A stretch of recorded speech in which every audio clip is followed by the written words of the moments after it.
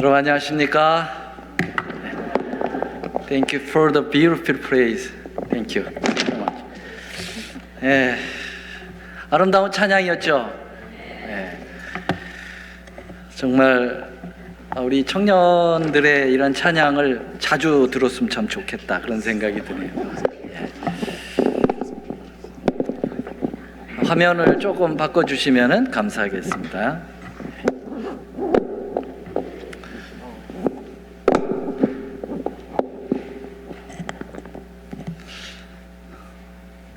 네, 오늘 성령론 계속해서 말씀드리겠습니다.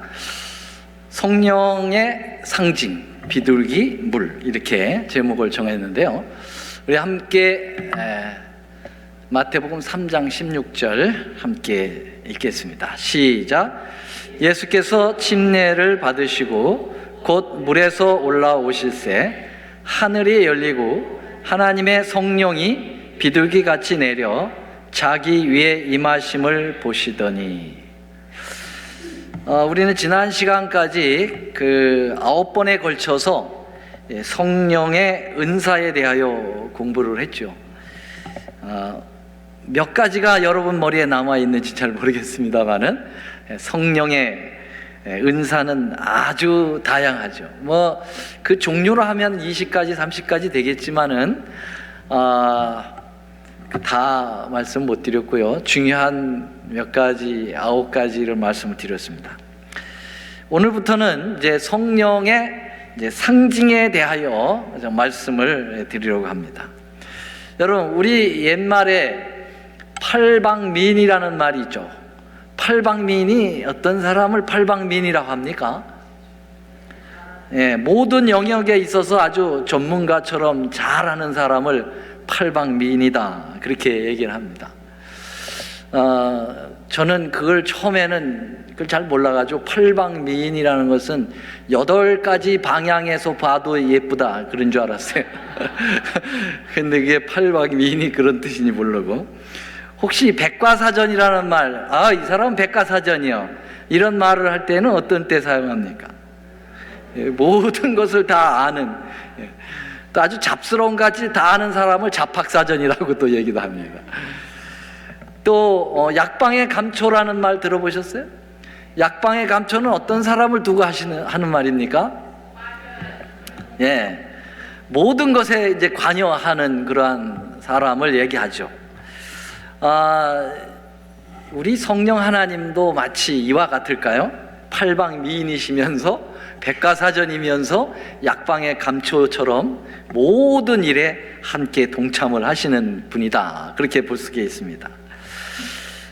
정말 성령 하나님의 사역은 굉장히 다양하신데요, 우리가 이미 좀 살펴봤습니다마는 성령 하나님의 사역은 예수님의 성육신을 이끄셨지요.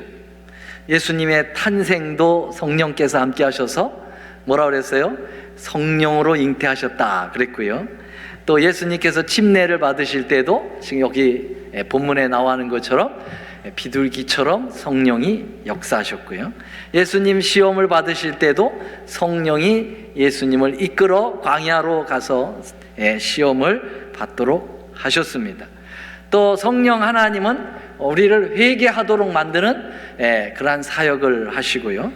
또 우리가 지난 시간 공부를 계속한 것처럼 각종 은사에 참여하시는 사역을 하십니다. 예수님께 우리를 인도하는 사역도 하시고, 성경의 저자로서 성경을 감동 주셔서 기록하도록 만드신 분도 성령 하나님이십니다. 성경을 밝히 이해할 수 있도록 우리에게 영성을 허락하시는 분도 성령 하나님이시고, 마지막 예수님의 재림을 준비하도록 만드는데 또 성령께서 한몫을 담당하셨죠. 열처녀의 비유에 보면은 그 기름이 바로 성령을 상징하는 거죠. 자, 이렇듯 신앙의 모든 영역에 있어서 성령께서는 역사하신다고 해도 과언이 아닙니다. 성령의 표상이라고 하는 책 246쪽에는 이렇게 성령 하나님의 다양성에 대해서, 그분의 사역의 다양성에 대해서 말씀하셨습니다. 성령은 우리 속에서 빛과 같이 비치고 친구와 같이 조언을 해주며 물과 같이 깨끗하게 하고 위로자로서 우리를 기쁘게 하며 스승으로서 가르치고 안내자로서 인도하며 기름과 같이 빛을 발하게 하고 불과 같이 타오르게 하며 비둘기와 같이 순결하게 해주고 인과 같이 보증해주며 증인과 같이 확증해주고 보호해주며 지켜주는 힘이 되며 기도하게 하는 원동력이 되고 열매 맺게 해주며 자라게 하는 수액의 역할을 하고 하나님께서 주신 모든 귀한 약속이 그리스도 안에서 예와 아멘이 된다는 사실을 상기시켜주며 영광 중에 오실 주님을 사모케 한다. 성령 하나님의 사역을 잘 요약했죠. 자, 이제 이 성령 하나님께서 이렇게 많은 사역을 하시니까 그 사역하는 그 성령 하나님을 상징의 역할로, 상징으로 표현할 때 한 가지 상징으로 표현할 수가 없어요. 그렇죠? 다양하시니까. 그래서 우리 성령 하나님께서 보증하는 일을 할 때는 인으로, 또 평화와 순결로 임할 때는 비둘기로, 또 강력한 또 불의 역사를 통하여 나타날 때는 이제 불로, 이렇게 이제 사역의 종류에 따라서 그 성령 하나님을 상징하는 것이 다양하게 있다는 것이죠. 이제 오늘부터 그 성령을 상징하는 그 상징들을 함께 공부하면서 성령 하나님을 좀 더 우리가 가까이 그분의 내면을 들여보고 그분을 초청하고 그분의 그 성향에 따라서 우리도 역사되는 그러한 삶을 살면 좋겠다, 그렇게 생각합니다. 첫 번째는 비둘기라고 하는 이 날짐승을 우리 주님께서 성령으로 상징하셨습니다. 비둘기, 여러분, 비둘기 하면은 여러분들의 인상에 떠오르는 건 어떤 모습이 떠오릅니까? 비둘기는 어떤 것을 상징합니까? 일반 상징으로 평화, peace. 여기도 우리의 마음에 지극히 안정을 주고 마음 깊은 곳에 평안을 주는 그러한 것을 상징하는 게 이제 비둘기인데요. 성경에는 이 비둘기를 성령으로 상징했습니다. 마태복음 3장 16절에 본문에서 읽었듯이 침례 받으실 때 비둘기처럼 성령이 역사되셨다고 그랬는데요, 동일하게 요한복음 1장 32절에도 같은 표현을 했습니다. 요한이 또 증거하여 가로되 내가 보매 성령이 비둘기같이 하늘로서 내려와서 그의 위에 머물렀더라 그랬습니다. 성령 하나님이 비둘기처럼 우리 예수님 위에 머물렀다, 그렇게 말씀하셨습니다. 비로소 성령께서 침례 받을 때 역사하신 것은 아니었죠. 성령께서 이미 예수님 탄생서부터 역사하셨기 때문에 성령 하나님이 이 침례 시에 역사하실 때는 비둘기처럼 역사하셨는데요, 그 비둘기의 그러한 의미 가운데 순결이라고 하는, 아주 성결하고 깨끗하다고 하는 의미도 있습니다. 그래서 재림교회 주석 그 5권 1078쪽에는 이 부분을 이렇게 표현했습니다. 주께서 요한에게 한 표적을 약속하시고 그 표적으로 누가 메시아인지를 알아보게 하셨다. 예수께서 물에서 올라오셨을 때 약속하신 표적이 나타났다. 요한은 하늘이 열리고 하나님의 성령이 금빛 나는 비둘기와 같이 그리스도 머리 위에 머무르고 있는 것을 보았다. 메시아인 것을 알게 하기 위하여 성령이 비둘기처럼 내렸다, 그렇게 얘기했어요. 아무런 징조도 없었다고 하면 사람들이 그 메시아에 대한 기대 확인을 하는 데 있어서 좀 어려움이 있었을지도 모르겠죠. 특별히 침례 요한은 예수님을 증거하는 일을 6개월 전부터 와서 그 일을 예비하기 때문에 내가 따르려고 하고 전하려고 하는 그 메시아가 이분이라고 하는 확신을 갖고 싶었거든요. 그런데 성령 하나님께서 비둘기처럼 이 예수님의 머리 위에 임하심으로 침례 요한이 저분이 메시아다라고 하는 더 확신을 가질 수 있게 되었다라는 뜻이죠. 근데 여기 보니까 비둘기가 무슨 빛 비둘기라고 그랬어요? 금빛 비둘기였다, 그렇게 우리 본교의 주석에는 나와 있는데요. 비둘기가 금빛입니까? 회색입니까? 우리 벌써 흰색인데 회색인데 금빛 비둘기. 왜 본교의 주석은 이 비둘기를 금빛 나는 비둘기라고 얘기했을까? 우리 교회 학자 레슬리 하딩 박사가 기록한 그 책이 있는데요. 성령을 상징하는 것들을 설명한 책입니다. 그 책 이름이 금빛 비둘기라고 하는 책이에요. 혹시 여러분들 가지고 계실 수도 있겠습니다. 오래전에 나왔던 책인데요. 그분도 책 이름을 금빛 비둘기다 그렇게 하면서 성령의 상징들을 쭉 설명했는데요. 이것은 그냥 꾸며서 생각하기보다는 시편에 이 금빛 비둘기에 대하여 언급이 있기 때문인 것으로 여겨집니다. 자, 시편 68편 13절에 보면은요, 한번 다 같이 읽어보겠습니다. 시작. 너희가 양 우리에 누울 때에는 그 날개를 은으로 입히고 그 깃을 황금으로 입힌 비둘기 같도다. 참, 이 성령 하나님에 대하여 직접적으로 표현했다라고 하는 언급은 없어요. 그러나 비둘기가 성령으로 상징이 된다고 하는 것을 이렇게 균형져서 설명해 보면은 이것은 이 비둘기 성령을 나타내는데 그 은빛으로 그 날갯을 입히고 황금으로 입힌 비둘기 같다, 그렇게 표현하면서 이 황금 비둘기에 대하여 언급을 하고 있습니다. 여러분, 왜 하필이면 성령을 까마귀나 독수리나 매 이런 것으로 아니고 비둘기로 성령을 상징했을까? 비둘기는 뭘 상징한다고 그랬어요? 성경적으로는 뭘 상징한다고요?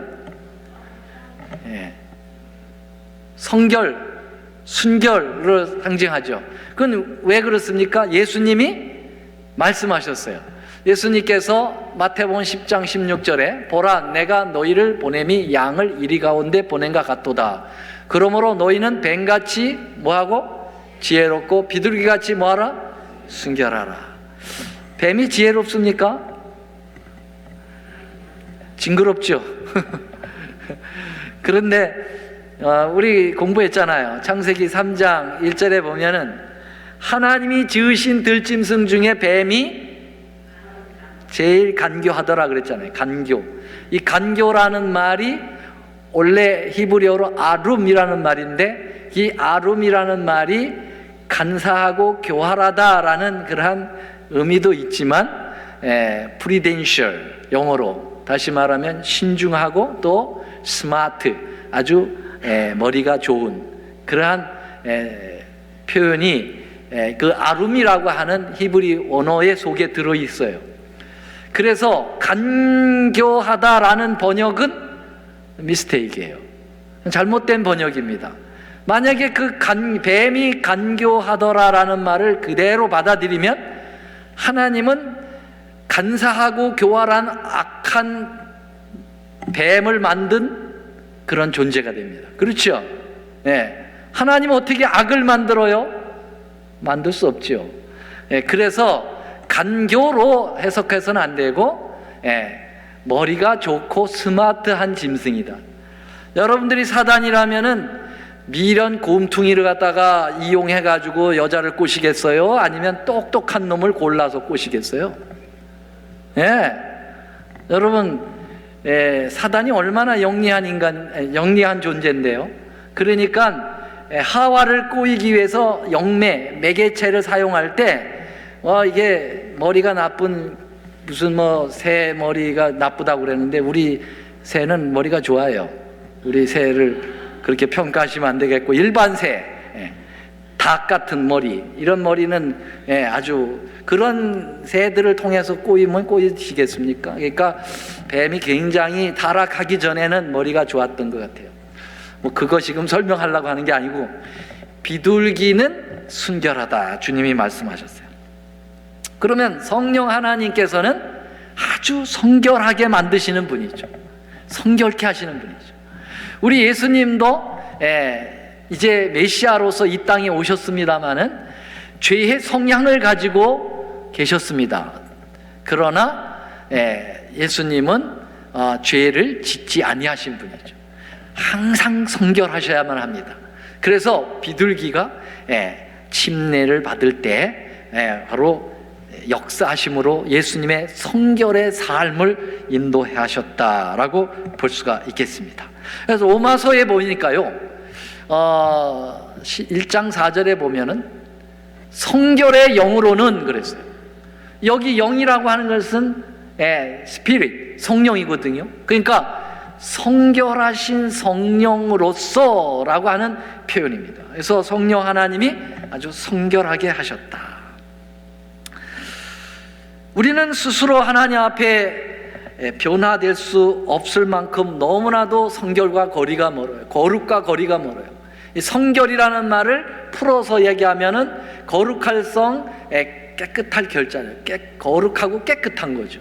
우리는 거기하고 거리가 멀어요. 그렇기 때문에 바로 이 비둘기 같은 성령 하나님을 우리가 날마다 초청해야 될 것이라고 믿습니다.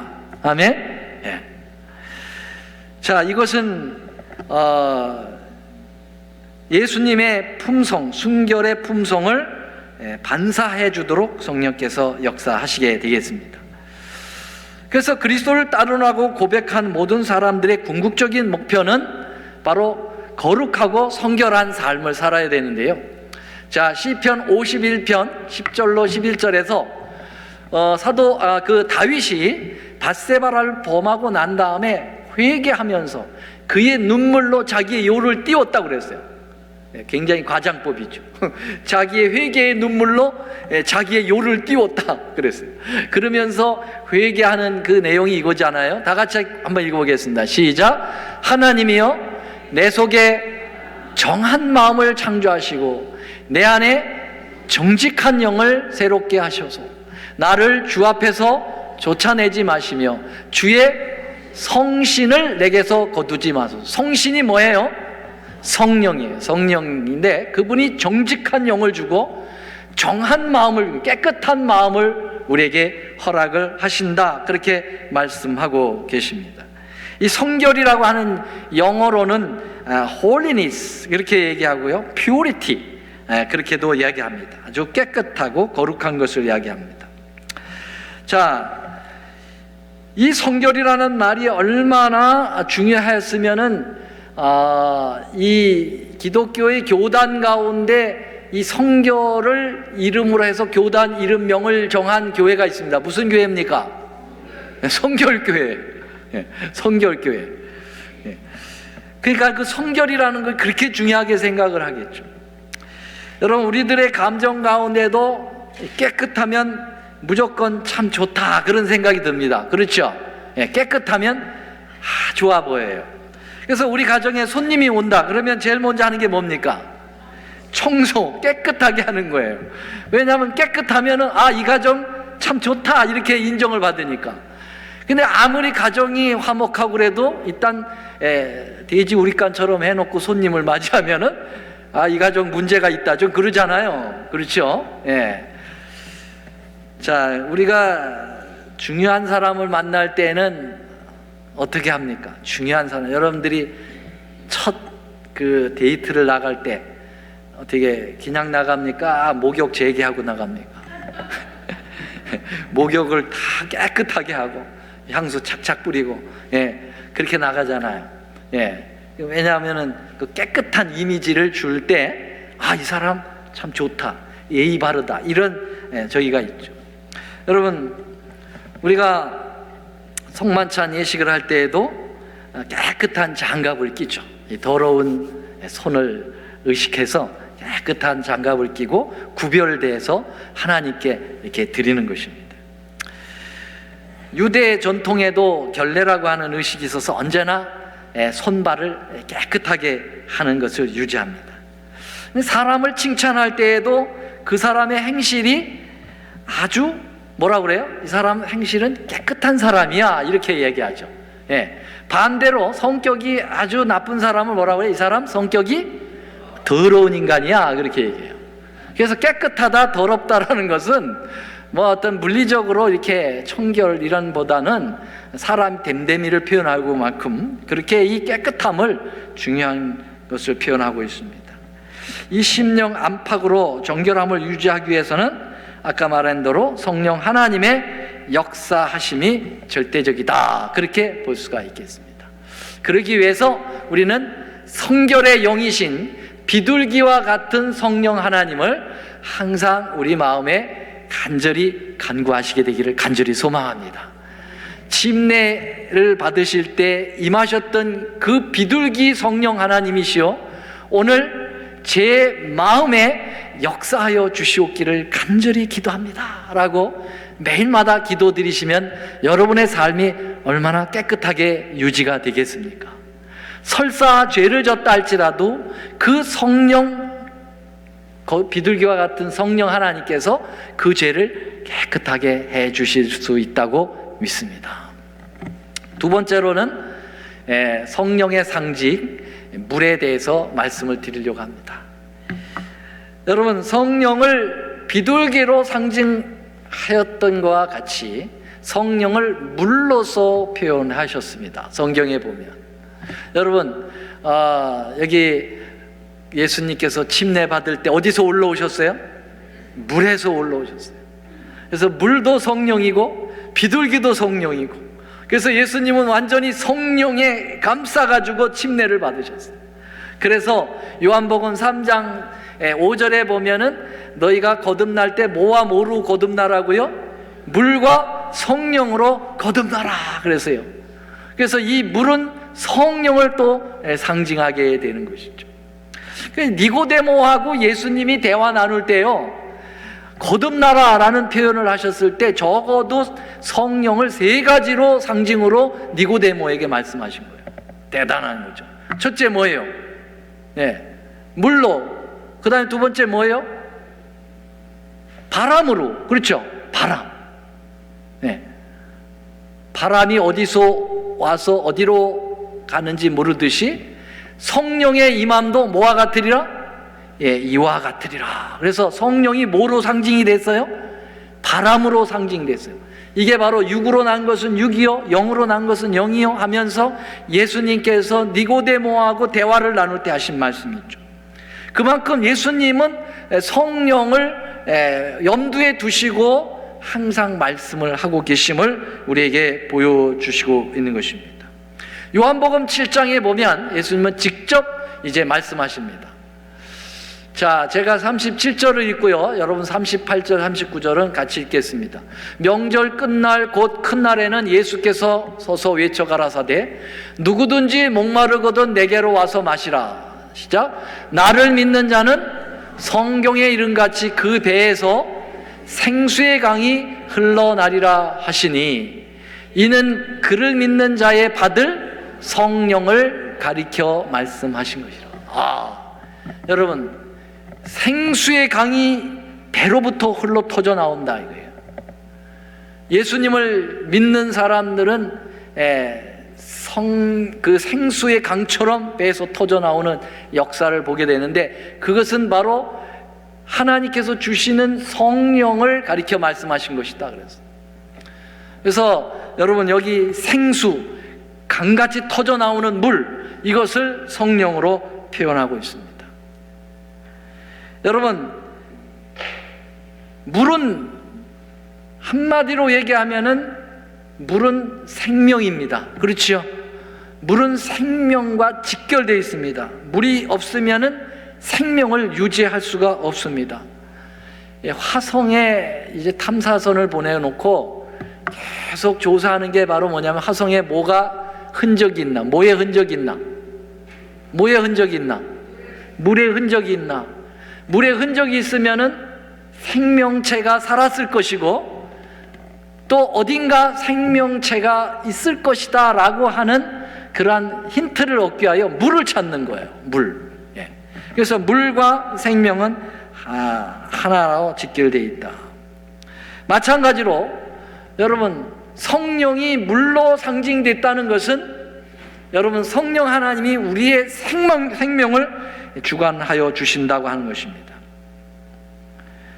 우리는 물을 얻기 위하여 하나님께 의존할 수밖에 없죠. 왜냐하면 우리는 스스로 물을 만들 수 있습니까?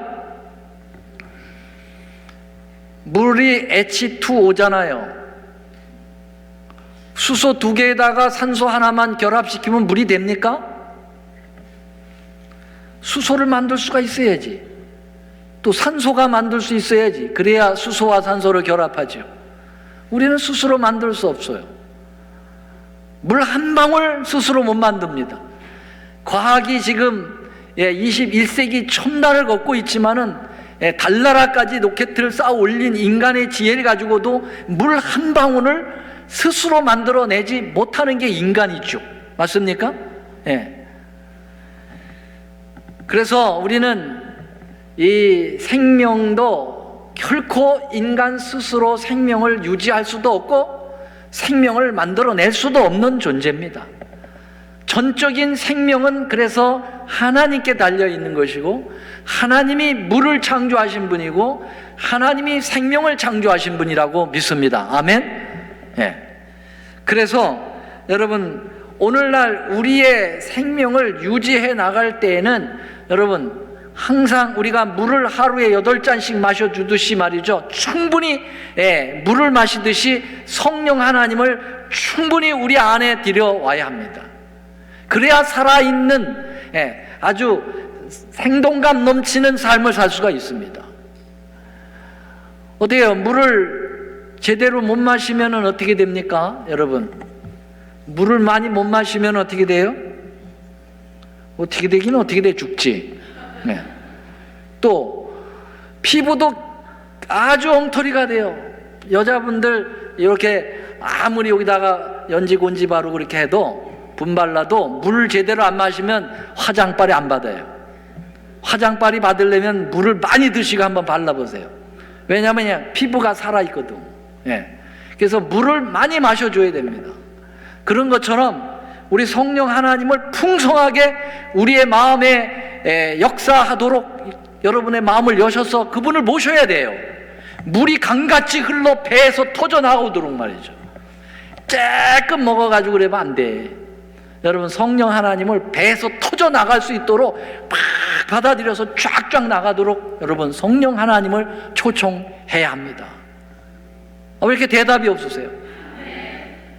참말로 심각하네. 네.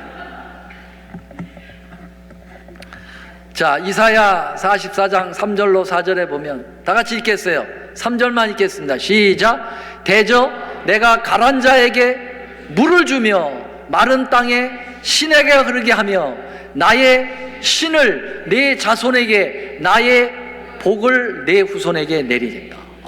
가란 자에게 물을 주듯이 나의 신이 뭐예요? 성령 하나님을 나의 자손에게 다 주겠다 그랬어요. 그들이 풀 가운데서 솟아나기를 시냇가에 버들같이 할 것이다. 여러분, 성령 하나님이 물로 표현됐어요. 그래서 물이 옆에 있는 그 시냇가의 나무는요, 푸르청청하여 시들 줄을 모르는 거예요. 그래서 시편 1편에 있는 말씀 여러분 잘 아시죠? 시편 1편에 있는 말씀 보면 복 있는 자는 악인의 꾀를 좇지 아니하며 쫙 나가 뭐라고 말씀하고 있어요? 시냇가에 심은 나무와 같아서 어떻게 해요? 시조를 쫓아서 푸르청청하다 그랬어요. 그는 시냇가에 심은 나무가 철을 따라 열매를 맺으며 그 잎사귀가 마르지 아니한 같으니 그가 하는 모든 일이 다 형통하리라. 시냇가에 심은 나무처럼 말이죠. 그래서 우리는 시냇가이신 성령 하나님과 연결되어 있어서 항상 마르는 그러한 생명력 없는 신앙을 하면 안 된다 이거예요. 항상 넘치는 그러한 패기와 열기를 가지고 신앙을 해야 되겠습니다. 어떻습니까? 저는 패기가 좀 넘치는 것 같아. 지리비리비리비리 하는 것 같아요. 왜 그런 것 같아요? 성령 하나님을 날마다 모시고 살잖아. 여러분 그렇게 하고 싶으세요? 그렇게 하십시다. 자, 오직 성장만이 생명의 실제적인 증거입니다. 그래서 이 나무가 자라려면은 성장하려면은 물을 공급해야 돼요. 메마른 영혼에 성령이 임하시면 훌륭한 그리스도인으로서 변화가 일어난다고 볼 수가 있겠습니다. 물은 생명의 필수 조건이며 성장의 불가결한 요소입니다. 그러므로서 성령께서 생수의 강처럼 우리의 심령에 흘러 넘칠 때만 우리에게 믿음의 성장이 있게 되는 것입니다. 어제나 오늘이나 그냥 매일 그 타령이고 맨날 자람이 없어요. 그냥 맨날 영적 난쟁이로만 계속 있을 겁니까? 왜 그렇습니까? 성령의 물을 공급받지 않으니까 자라지 않는 거예요. 여기 널서리 하시는 우리 장로님들, 집사님들 어때요? 물 안 주고 난초 키울 수 있습니까? 절대로 못 키워요. 물을 자꾸 줘야 됩니다. 그래야 이 난초가 예쁘게 자라고 성장하게 되는 것입니다. 그래서 하나님의 성령의 역사는 쫄쫄쫄쫄 흐르는 개운물이 아니고 풍성히 흘러넘치는 거대한 강물이며 거대한 오션이다. 이렇게 블루 오션 그렇게 볼 수가 있겠습니다. 그래서 요새는 말이죠. 그 유명한 시사적 용어가 있는데 블루 오션이라는 말이 있어요. 블루 오션. 블루 오션이라는 말이 뭐예요? 그냥 한국말로 번역하면 뭐예요? 블루 오션이라는 게.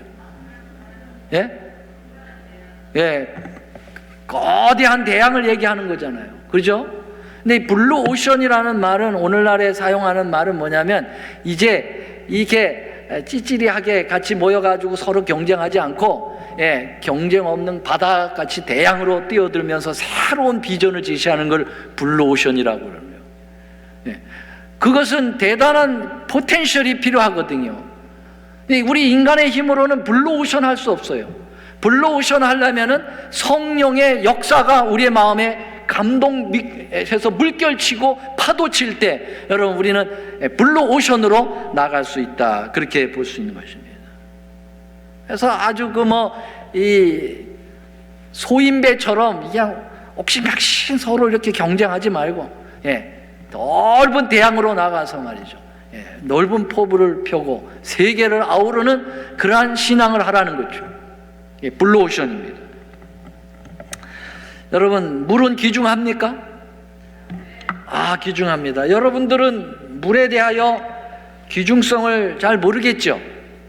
근데 물은 너무너무 귀중한 것을 어떻게 알 수가 있느냐면요.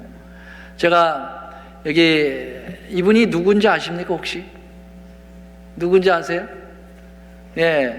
그 탄자니아의 그 PMM 선교사 차성원, 그 다음에 최송하 사모님, 그리고 쌍둥이 둘, 은총이, 은하담이 이름 모르겠는데 쌍둥이. 지금 9년째 봉사를 하고 있어요. 탄자니아에 가서. 제가 이번에 그 휴가차 그 토론토에 갔는데 이 선교사가 모처럼 나와가지고 토론토에서 간증을 하고 그래서 저희 또 만났습니다. 만나서 정말 감격을 제가 누렸는데 왜 저는 특별히 감격을 누렸어요? 왜냐하면요 제가 몇 년 전부터 거의 5, 6년 전부터 이 해외 선교사들을 쫙 매일 새벽마다 기도드리는데 이 차성원 목사님 탄자니아 선교사를 거의 빼놓지 않고 날마다 기도드렸거든요. 근데 한 번도 보질 못했어요, 저는요, 실제적으로. 근데 요번에 가서 딱 본 거예요. 그러니까 제 마음이 막 뛰더라고요. 그분이 이 책을 선물했습니다. 이 하쿠나 마타타라고 하는 그러한 책인데요. 쌍둥이네 탄자니아 이야기. 이 차성원 목사님 선교사님의 부인 최송화 사모님이 책을 썼는데요. 아주 감동이 있습니다. 아직 다 읽지는 못했는데, 이 하쿠나 마타타라는 말이 무슨 뜻이냐? 아무 걱정 마, 문제 없어, no problem입니다. 하쿠나 마타타. 그래서 참 좋은 적인데요. 근데 이 책을 읽다 보니까요, 물이 얼마나 소중한지를 눈물겹게 여기다가 기록을 해놨어요. 그래서 제가 이 말씀 준비하면서 이게 생각이 나더라고요. 조금 읽어드리려고 합니다. 51쪽에 보니까, 오늘은 물을 떨어갔다. 아루샤에서 가지고 간 물은 아껴서 식수용으로만 쓰다 보니 적어도 손과 입을 닦고 밥그릇을 씻기 위한 물이 필요해 길을 나선 것이다. 3 내지 5월까지는 대우기라고 말들을 하는데 단 하룻밤만 빗물을 받을 수 있었다. 검은 구름이 몰려오다가도 어느새 하늘이 활짝 개어버리는 이곳 날씨가 원망스러울 정도이다. 바짝 말라버린 땅바닥에서는 하염없이 흙먼지만 피어오른다. 며칠 전 추장님은 이유가 더 있겠지만 고여있는 물을 마시는 탓인지 부족 여성들과 아이들의 오줌에서 피가 섞여 나온다며 쯧쯧 혀를 차며 안타까워하셨다. 물통을 사정거에 싣고 한참 걸어가다 보니 오부유, 분홍빛 천연 색소를 묻혀 간식으로 먹는, 이거는 나무인데요, 나무 아래로 물 웅덩이가 3곳이 있었다. 슬쩍 보기에도 물과 언저리 흑색과 똑같은 물인데 이들은 물인지 진흙탕인지 모를 이 물을 마신다. 여기 제가 그 물 사진을 좀 가져왔는데요, 이런 물을 마시는 거예요. 위에는 저기 소들이 저기다 똥을 넣고 말이죠, 같이 먹는 거예요, 물을. 어쨌든 부족한 사람이 자신의 휴가로 양동이 고리를 잡고 획획 올려주는 물을 받아 자전거에 실었다. 이 사람은 마지히 사피사나, 이 물은 참 깨끗합니다. 이런 물을 터주고도 아주 깨끗하다, 그렇게 빙고 놓는다. 그래도 마을 사람들이 먹는 가장 깨끗한 웅동에서 퍼올렸다는 뜻이다. 멀리서 보면 흙탕물 같지만 양동이로 몇 번 휘휘 저어 뜬 물은 그나마 연두빛을 띠었다. 가만히 들여다보니 알 수 없는 이물질이 양동이 한가득 둥둥 떠 있었다. 이런 물을 마시고 사는 거예요. 그래서 차마 이 물을 이 선교사들은 마실 수가 없어가지고 페트병을 갖다가 정수기로 만들어가지고 그 만드는 그 작업을 쭉 여기 소개하고 있는데 기가 막혀요. 거기다 난닝굴 갖다가 이 런닝셔츠를 구겨 넣고 거기다가 자갈을 넣고 그 다음에 숟가루 넣고 위에서부터 부어가지고 물 한 방울 두 방울 이렇게 받아서 물을 마시는 거예요. 참 물이 여러분 얼마나 소중한지 몰라요. 우리는 너무 물을 팍팍 써가지고 잘 모르는데 이 아프리카에 가면은 정말 이렇습니다. 제가 한 구절만 더 읽어보겠습니다.